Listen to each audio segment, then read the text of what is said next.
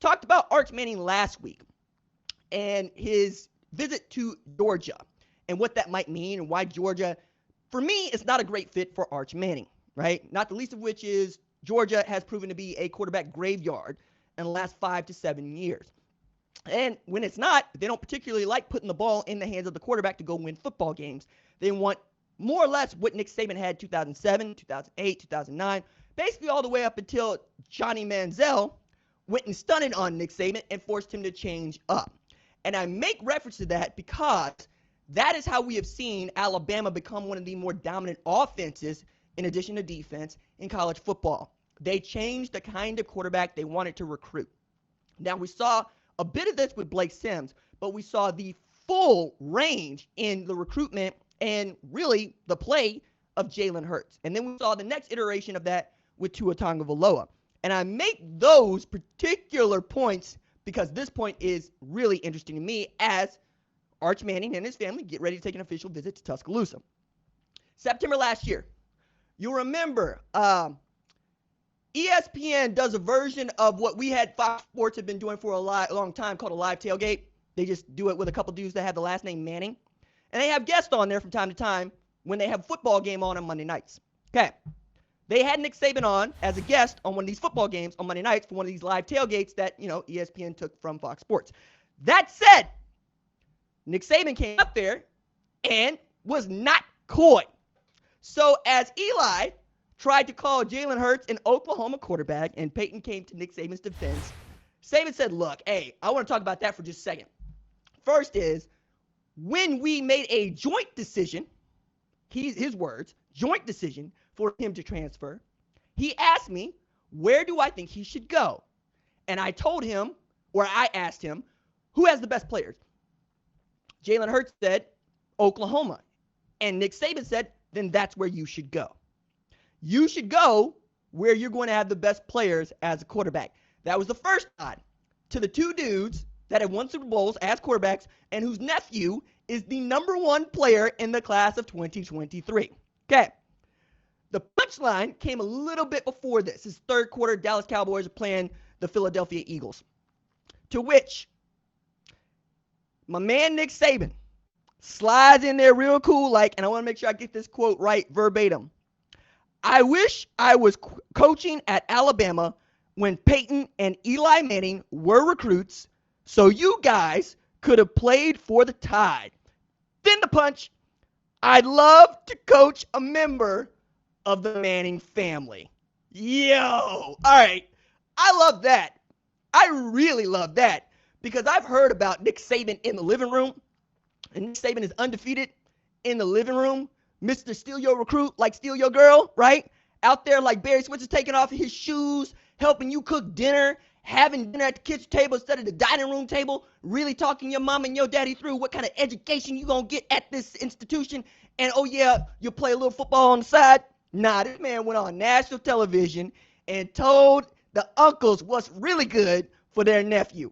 I love that. I love that because Arch Manning also fits into exactly the kind of quarterback that Nick Saban would want in the class of 2023. It's not just that he's got a rifle for an arm. It's not just that he's got great size. He's also extremely intelligent and extremely humble. It bears repeating. This is a player who could stand and make millions of dollars in name, image, and likeness, who has said, I don't want any part of it. Think about that for just a second. One, it's nice to hear if you are that type that a player doesn't want to make any money on his name, image, and likeness in college. On the other hand, he ain't got to, y'all. His last name is Manning. He got everything he needs. There's nothing that you could give that boy that he don't want. That's the part that really bothers me about all of this. We're trying to act as if the first family of football would like to be out there pimping their son or pimping their nephew for name, image, and likeness purposes. Nah, they above it all. You got a reputation to uphold as a Manning, okay? Put another way, we know that the College Football Hall of Fame put out its ballot, right? Shout out Reggie Bush, who's on it, works at Fox, whatnot. A lot of other folks that are on it showing my age, like Josh Heupel's on it, and I'm going, yo, man, I'm that old now? They putting Josh Heupel on it. They putting Marshawn Lynch on it. They putting Alex Smith on it. That's my age now. But I say that to say, you know who the president of the National Football Foundation is? The people that actually put out the ballot? It's Archie Manning. It's Arch's granddaddy, Peyton and Eli's daddy. Okay?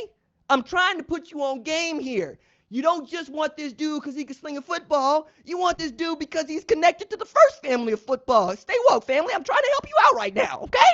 Now, on top of all this, it gets kind of complicated because September 2021, when Nick Saban was talking on national television to the uncles of one Arch Manning, I would have told you Alabama's a shoo-in to land Arch Manning for all the reasons Nick Saban knows, okay?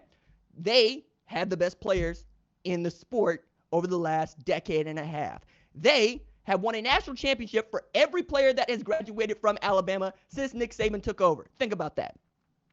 They continue to put first-round players at quarterback into the NFL draft, and Heisman winners. The reigning Heisman winner plays quarterback at Alabama. Okay. Then it got a little complicated last month. How, you might ask? I'm glad you did. Zachary, Louisiana native and 6'4" thunder-armed Eli Holstein not only committed to Alabama, Alabama accepted his commitment at the quarterback position. Okay. Now, is it uncommon for a program to take more than one quarterback in a class? Not anymore, especially over the last 10 years, okay?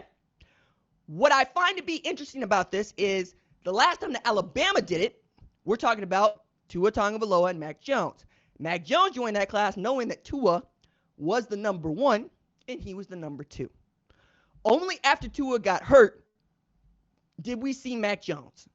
And only after Tua went to the NFL did Mac Jones get an opportunity to start, even as we thought Bryce Young would usurp him as a freshman. Was it so? Mac Jones did a great job. They went 13-0. They won a national championship.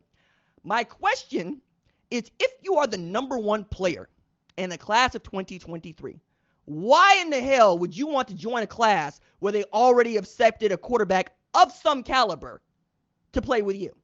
Because it ain't like Eli Holstein is Mac Jones. He is a 4-star recruit who can absolutely play the position, and at one point was committed to Jimbo Fisher and Texas A&M. People want him. You're also going to be joining up the year after they already put Ty Thompson on game. Jalen Milrose, one of my favorite dudes in the 2020 class, also on game, right? On the 2019 class. I'm telling you that they are locked up at quarterback at Alabama like you read about, but that's what Nick Saban does. He stocks the cupboard and keeps dudes on campus, right? But I'm not certain that that's what you want to do if you are Arch Manning, because you want to be legendary in this sport, okay? Your family is legendary in this sport. Each one of the dudes that play quarterback, legendary in this sport. His father was a wide receiver, by the way, okay? You want to go somewhere where you can create your own legend.